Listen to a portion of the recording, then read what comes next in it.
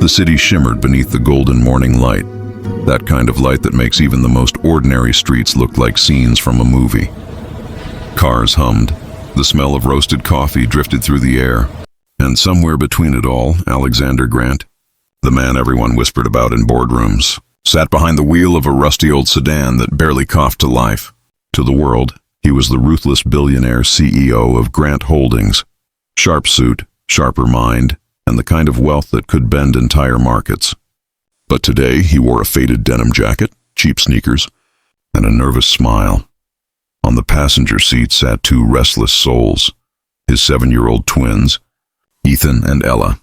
Their innocent laughter was the only sound that made him forget the crushing loneliness that came with success.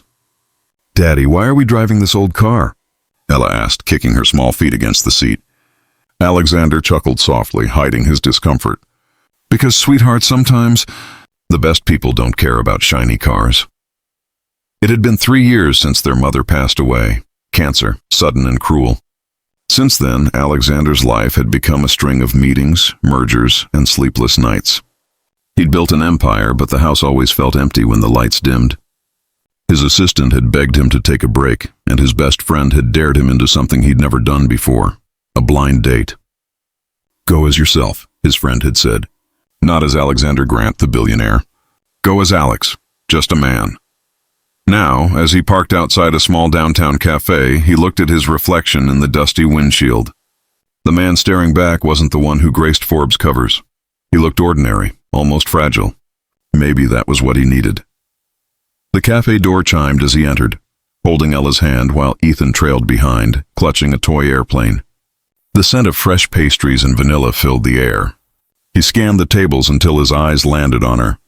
Sitting by the window, a young woman in a soft peach dress stirred her coffee absent-mindedly, her gaze distant. There was something real about her, the way she tucked a loose strand of hair behind her ear, the tired yet kind expression in her eyes.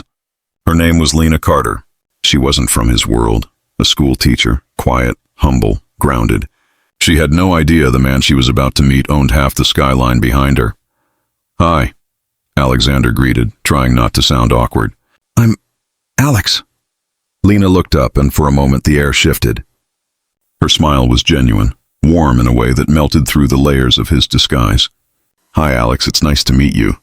She noticed the twins and blinked, surprised but amused. "And these must be your bodyguards?" Ethan giggled. "No, we're his kids." Her laughter filled the cafe, light and unguarded, a sound Alexander hadn't heard in years. For the first time in forever, he wasn't a CEO, a tycoon, or a headline. He was just a father on a date, hoping not to mess it up. But as the morning stretched into laughter and conversation, a shadow loomed outside the cafe. A sleek black car idling by the curb. A familiar figure stepped out, one Alexander hadn't seen in months, a business rival. Eyes full of disdain and curiosity, phone raised to record, and in that moment, everything Alexander tried to hide was about to unravel. The moment Alexander saw the black car outside, a chill ran through him. Damon Voss, his oldest rival, a man who had built his fortune by destroying others. Damon was ruthless, and more importantly, he loved scandals. If he found out Alexander was pretending to be broke and dating a common woman, he'd twist it into a headline faster than a camera flash. Alexander tried to focus on Lena's laughter, on the twins giggling as they dipped croissants into hot chocolate, but his mind wouldn't settle. Damon's reflection glimmered in the cafe window like a storm cloud waiting to burst. Lena tilted her head, noticing his sudden silence. "Everything okay?" she asked softly. Her voice was calm, patient, like she was used to dealing with anxious children or troubled souls. He forced a smile. "Yeah, just thinking about work," she chuckled lightly. "You brought your kids to a blind date." "I think work can wait a little." Her words disarmed him.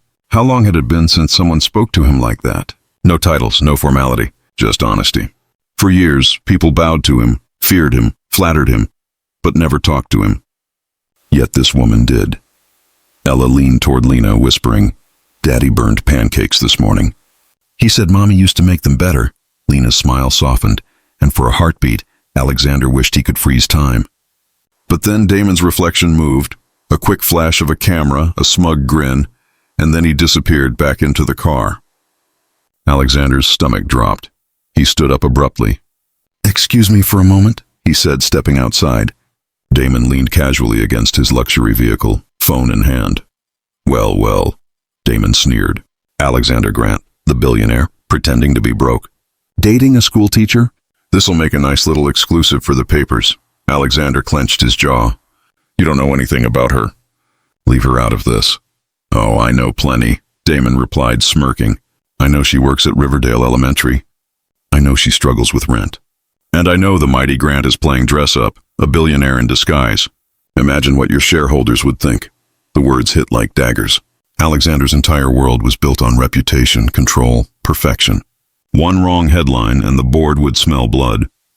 But then he looked back through the glass window. Lena wiping chocolate from Ella's chin. Ethan proudly showing her his toy plane, the sunlight making her hair glow like gold. And for the first time in years, Alexander realized he didn't want to live for image anymore.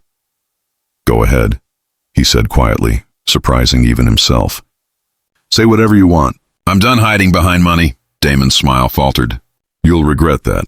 Alexander turned back toward the cafe, but as he reached the door, Lena met him halfway, worry flickering across her face. "Who is that man?" she asked softly. He hesitated, the truth clawing at his throat. "No one important," he lied. But his eyes betrayed him. She studied him for a moment, sensing the unease behind his words. "You're not telling me everything, are you?" Alexander's silence was answer enough, and just as he tried to change the subject, the cafe TV in the corner flickered to life. A breaking news alert flashing his company's logo. Grant Holdings CEO spotted in disguise with mystery woman and children. Lena's eyes widened in disbelief. The entire cafe turned toward them, and in that stunned, breathless moment, the world she thought she knew began to collapse. The cafe erupted into whispers. Cameras flashed from nearby tables as people fumbled for their phones, their curiosity sharper than any knife. Alexander's name filled the air like wildfire. Is that really him? The CEO? In those clothes? Lena's gaze flicked from the screen to his face, searching for some denial, some explanation, but his silence said everything. "You're Alexander Grant?" she whispered, her voice trembling between shock and hurt. He exhaled, the weight of truth finally pressing down on his chest. "Yes, but please, Lena, I can explain." "Explain?" She cut in, her tone suddenly hard, though her eyes glistened. "You pretended to be broke? To what? Test me? See if I'd still talk to you without your money?" The twins stared in confusion. Ethan tugged his father's sleeve, sensing the tension, but not understanding it. "Daddy, did we do something bad?" Alexander crouched, brushing his son's hair gently. "No, buddy. You did everything perfect." He looked up at Lena again, desperation in his voice. "I didn't mean to lie. I just wanted one day, one moment where I wasn't the billionaire everyone expects me to be, where someone could see me, not the brand." But Lena's hurt ran deeper than his words could reach. "And you thought deception was the way to do that?" She asked quietly. "You think pretending to struggle makes you human?" Her words hit him harder than Damon's threats ever could. He took a step closer, but she stood abruptly, her chair scraping the floor. "I've spent my life trying to teach my students that honesty matters more than anything. And you made me believe you were different. Lena, please," he pleaded, lowering his voice. "I didn't want to lose you before I even had the chance to know you. I was afraid that if you knew who I was, you'd never see the real me." Tears welled in her eyes. "Maybe I did see the real you, Alex, and maybe that's what hurts the most." The twins watched as she grabbed her purse, her trembling hands betraying the calmness she tried to keep. She looked down at them one last time, her voice softening. "You have wonderful kids. They deserve someone who doesn't have to pretend to love, or to live." Then she turned and walked out, her peach dress fluttering behind her like the last trace of sunlight before dusk. Alexander stood frozen, every eye in the cafe pinned to him. For the first time in years, the man who owned skyscrapers felt smaller than the dust beneath his shoes. He glanced at the TV, reporters already swarming outside his office, headlines screaming betrayal and scandal. His phone buzzed nonstop, but all he could hear was Ella's voice breaking the silence. "Daddy, why did she leave?"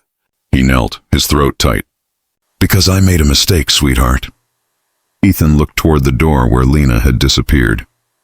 "Can we say sorry to her?" Alexander's heart cracked a little more. "I'll try," he whispered, his voice barely holding together. Outside, the golden morning had dimmed into gray. The same city that once bowed to him now turned its back. Yet deep down, Alexander knew the real battle wasn't with his rival or the media, but with himself. The storm came fast, not from the skies, but from the screens. By evening, Alexander's name dominated every headline across the nation. CEO in disguise, Alexander Grant's secret life exposed. Business channels ran endless loops of his cafe encounter, speculating why a billionaire would pretend to be broke. Social media turned savage, memes, criticism, outrage. To the world, he was no longer the polished tycoon, but a deceitful man playing games with an innocent woman. By the time he returned home, the mansion, once echoing with marble silence, now felt like a fortress of shame. The staff avoided eye contact. His phone kept ringing with calls from the board, investors, and PR managers, all demanding explanations. He ignored them all instead. He sat by the fireplace with his twins, trying to smile as they colored on the floor, but his mind wouldn't quiet. Every flicker of flame reminded him of Lena's eyes, that look of betrayal he couldn't erase. A call finally came that he couldn't ignore, the board meeting. The next morning, Alexander walked into the glass tower of Grant Holdings, the empire he had built from scratch, and instantly felt the shift in the air. Whispers followed him like shadows. When he entered the conference room, 12 executives sat waiting, their expressions carved from stone. "Mr. Grant," said Harold, his oldest board member, his voice heavy with restrained disappointment, "you've caused an international embarrassment. Investors are pulling out, and the media is devouring us alive." Alexander met their stares calmly. "This company was built on innovation and integrity," he said firmly. "I haven't stolen, cheated, or broken any laws. I simply wanted to live like an ordinary man for one day." Harold slammed his palm on the table. "You deceived the public, Alexander. You lied about who you were." The words hit him like thunder, but he didn't flinch. "Maybe I did," he admitted. "But in doing so, I realized something. That all this," he gestured around the glass walls, "means nothing without honesty, compassion, or love. I've spent years chasing numbers while forgetting what it means to be human." There was a long silence. Some of the executives looked away, uncomfortable. Others scribbled notes, avoiding emotion like it was contagious. Finally, Harold cleared his throat. "We've decided you will step down as acting CEO until further notice. The board needs reassurance and stability." The room blurred around him. His empire, his name, his identity, all slipping through his fingers like sand. Still, he stood tall. "If that's what's best for the company," he said quietly, "then I accept." He turned to leave, but paused at the door. "Just remember," he added, "no fortune is worth more than the truth."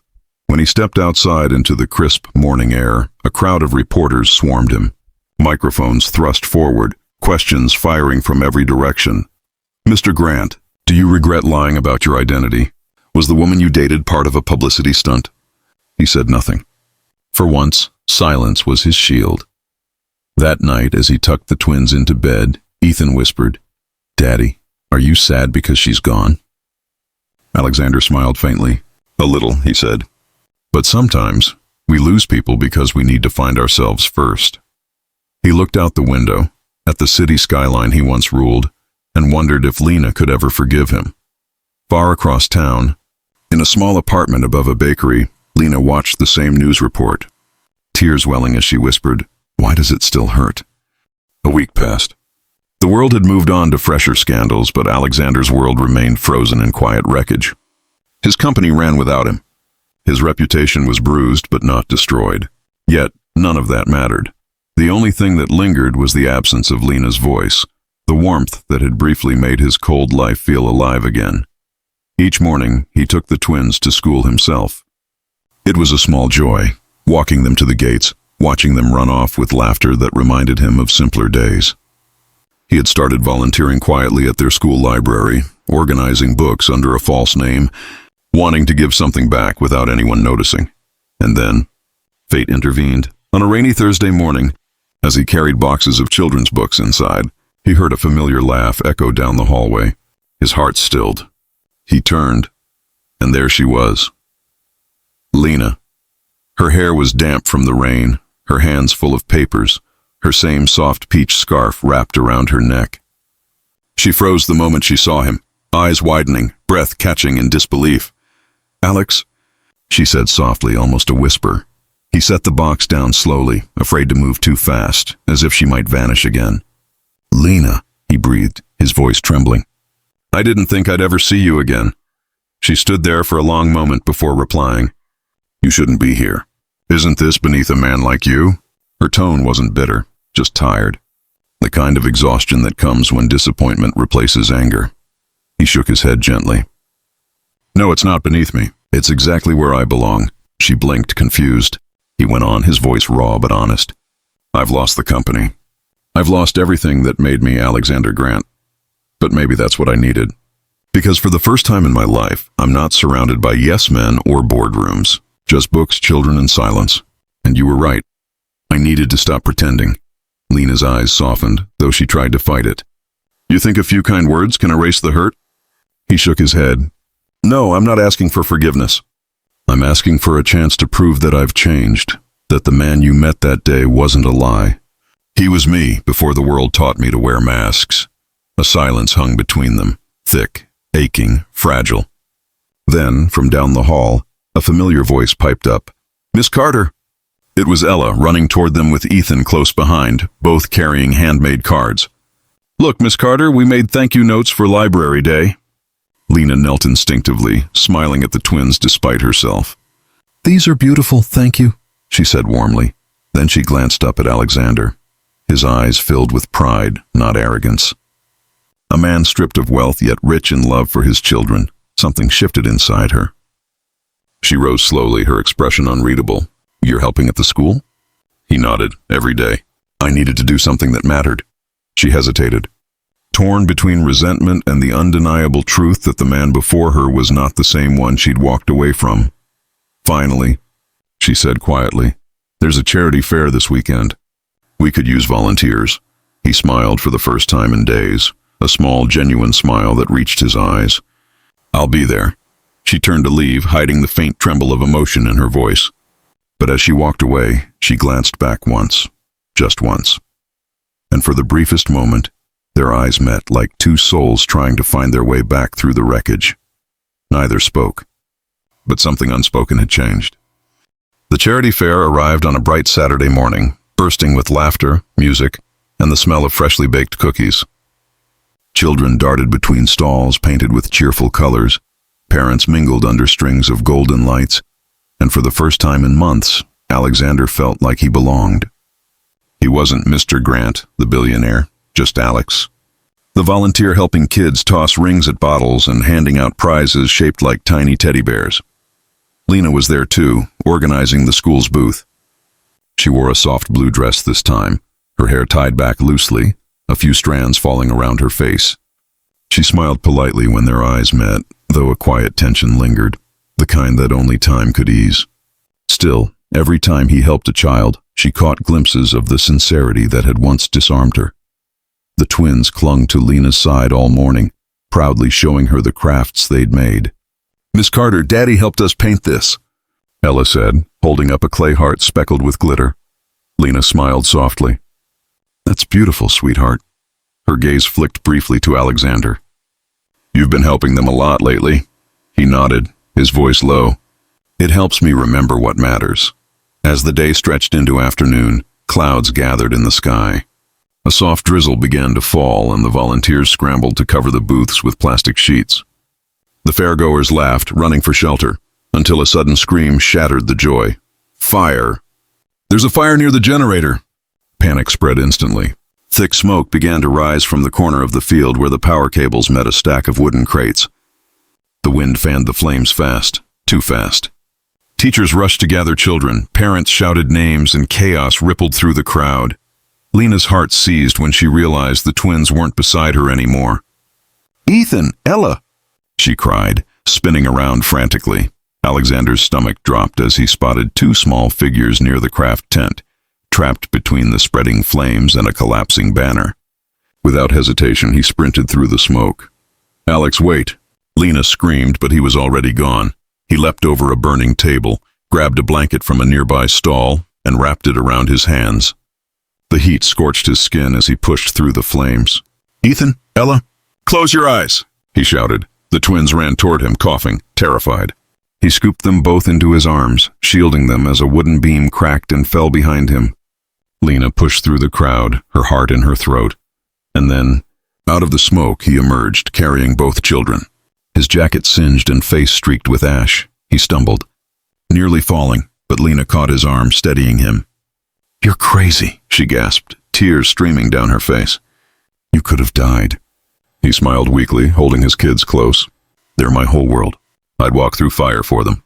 For a long moment, the chaos faded, just the four of them standing together beneath the gray, smoke-filled sky. Lena looked at him, really looked, and saw not the billionaire, not the scandal, not the man who once lied. She saw a father who had risked everything without hesitation. Later, after the fire was contained and everyone was safe, she found him sitting by the curb, his arm bandaged, exhaustion painted across his face. She sat beside him silently, the cool night breeze carrying the faint scent of burnt wood and rain. "You didn't have to do that," she whispered. He turned to her, his eyes soft but resolute. "Yes, I did." And for the first time she smiled without resistance. But before she could speak again, a black car pulled up at the edge of the field, sleek, expensive, and far too familiar. Damon Voss stepped out, his expression smug and unreadable. "Touching," he said coldly. "But don't think this little hero act will save you, Alexander. I've got something coming your way. Something that'll finish what I started." Lena's heart sank as she saw the man's cruel smile. Alexander stood slowly, his body still trembling from exhaustion. "Do whatever you want, Damon," he said, his voice steady. "I've already lost everything that doesn't matter." "You can't hurt me anymore," Damon only smirked. "We'll see about that." He got back into his car and drove off, leaving behind a silence heavy with foreboding. Lena turned to Alexander, fear flickering in her eyes. "What did he mean?" Alexander looked toward the fading taillights, his jaw tightening. "It means—" "This isn't over." The night after the fire felt endless. Sirens had faded, but the echo of panic lingered in everyone's hearts. The twins were asleep, safe under hospital blankets, their small hands still clutching each other as if afraid to let go. Alexander sat by their bedside, his arm wrapped in bandages, a quiet strength in his weary posture. Across the room, Lena watched him, the man who had once lied to her, now stripped of every pretense, sitting in the dim glow like someone reborn from ashes. For hours, neither spoke. Words felt too fragile, too small for what they'd been through. Finally, Lena broke the silence, her voice soft. "You really would have died for them." He looked up, his smile faint. "They're all I have left of their mother. Everything I built, everything I lost. None of it ever mattered compared to them." She stepped closer, her heart tightening as she saw the burns on his hands. "You could have been killed, Alex," he chuckled weakly. "I figured if that was my last act in this world, at least it would have meant something real." Her eyes glistened. For so long she had built walls, believing his lies proved he could never be trusted. But here, in this moment, she saw not the powerful man from headlines, but the flawed, humble father beneath it all. The one who had finally learned what love truly meant. Before she could respond, the hospital door swung open. Damon Voss entered, flanked by two men in suits. His expression carried triumph. "Alexander Grant," he said, his tone dripping with satisfaction. "You've been charged with fraud and misrepresentation. Authorities are on their way. You'll lose everything." Lena's blood ran cold. "What are you talking about?" Damon smirked. "He's been secretly funding personal charity projects with company assets." "I have the paperwork." Alexander stood slowly, wincing from the pain in his arm. "That money didn't go to me, Damon. It went to orphanages, hospitals, school, including this one. Every cent was accounted for." "Try explaining that to the board," Damon snapped, turning to leave. But before he could, Lena stepped forward. "Wait." Her voice cut through the tension like a blade. "You said you had paperwork." "I've seen that paperwork. The school's funding files. That money was donated legally through Grant Holdings' public welfare account." "You're twisting the facts." Damon froze, his smirk faltering. "You what?" Lena crossed her arms, her tone steady now. "I'm the head of the Education Fund Committee. I keep every record. If you go public with this lie, I'll go to the press first, with the truth. The silence that followed was thick with disbelief. Alexander looked at her, awe flickering in his eyes. Damon's face hardened. You'll regret this, he hissed before storming out. When the door slammed shut, Lena finally turned to Alexander. You helped us when we needed it most, even when you had nothing to gain. It's time someone stood up for you. He smiled faintly. Thank you for believing in me. She stepped closer, her gaze softening. Maybe I never stopped. I just didn't want to admit it. For a long moment, neither moved. Then as dawn broke outside, Lena reached out and gently took his hand. Come back to the school tomorrow, she said. The kids have been asking for you. And so have I. He laughed quietly, a sound filled with relief, gratitude, and something new. Peace. Weeks later, Alexander was cleared of all charges. Damon's schemes collapsed under investigation, and Grant Holdings welcomed its founder back, not as the ruthless tycoon he once was, but as a leader reborn through humility. Yet Alexander no longer spent his mornings in boardrooms. More often, he was seen at the little school library, reading to children, his twins on either side, and Lena sitting nearby, her smile brighter than any spotlight. One afternoon, Ethan looked up from his book and asked, Daddy, are you rich again? Alexander smiled and kissed the top of his son's head. Richer than ever, buddy. As the sun streamed through the windows, Lena leaned into his shoulder, whispering, You found what money could never buy. He turned to her, his voice soft. You. And in that golden light, surrounded by laughter and love, Alexander Grant, the man who had once lost everything, finally found his everything.